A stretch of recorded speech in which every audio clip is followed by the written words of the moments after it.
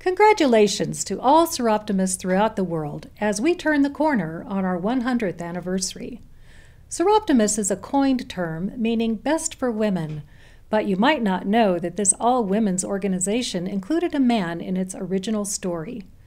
Yes, Stuart Morrow was a man with experience in creating clubs and taking them to the international level in the early 1900s. He had franchising in his blood. He happened to be in Oakland, California in 1921 and was trying to increase the male membership of a Rotary Club. He needed to make a connection, so he headed to the Parker Goddard Secretarial School. After all, that's where businessmen would go to hire secretaries.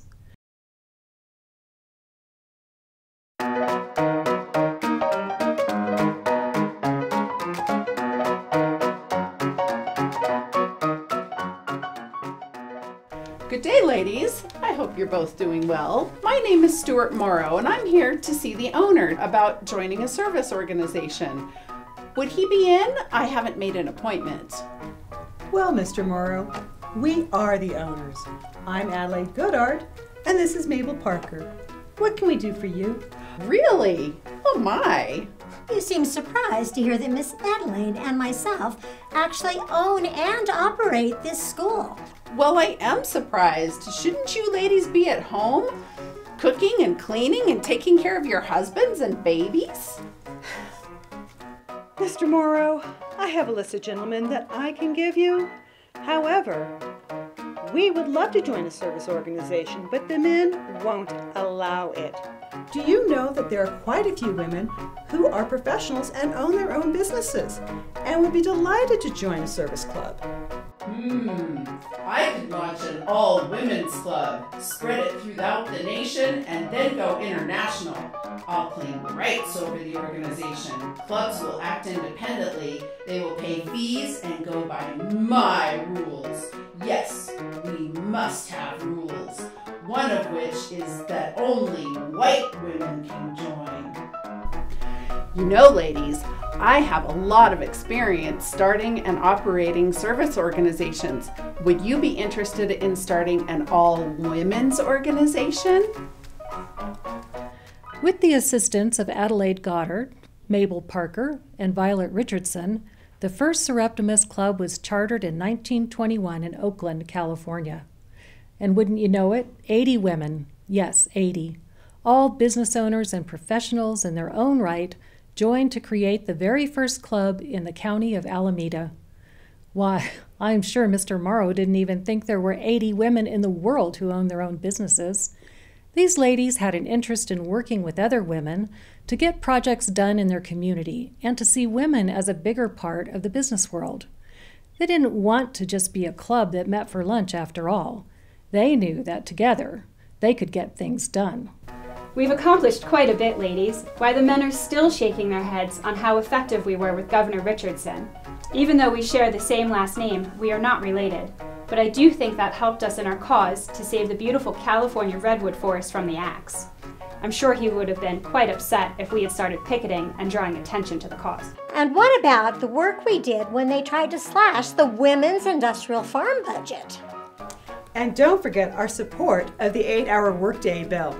Our union members felt secure in their contract, but they saw their rights slipping away. We certainly have done a lot, but I'm sure there's more we can do to help women here in Oakland and around the world. You don't think the men are going to do it, do you? Let's get busy! Morrow took care to manage the business side of the organization for a few years. Clubs began to spring up in California, spread throughout the nation, and then in February of 1924, the first international club was chartered in London. Then in Paris, Suzanne Noel started to spread the Soroptimist spirit throughout Europe and Asia. Things were moving along. Well, it wasn't long before the ladies determined that gaining the rights of the Soroptimist International brand was something they needed to do. They were determined to get rid of one particular founding condition that Morrow had in place, that members could only be white. Once they gained the rights, that condition was eliminated.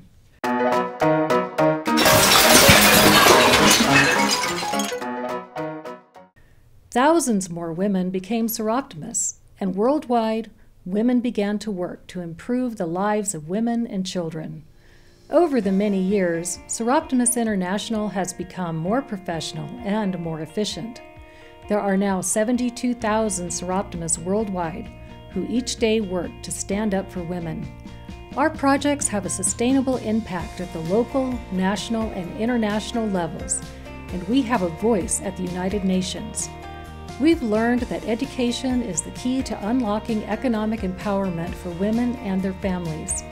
When women and girls are educated, they have an opportunity, choice, and power to make healthy decisions for themselves and their futures. Together, we provide stable housing, food security, education and literacy, job skills, and we work against domestic violence and sex trafficking. Not bad for 100 years, right? And speaking of 100 years, we have a member who is near and dear to our hearts and who has herself turned 100. Miss Terry Kanubi, one of the pillars of South Lake Tahoe. It was on March 4th, 1977, that this centenarian, along with other phenomenal women, chartered our club, Soroptimist International of Tahoe Sierra. Thank you, Terry, for all you've done for our community and for women worldwide. So here is to another 100 years. Cheers, ladies!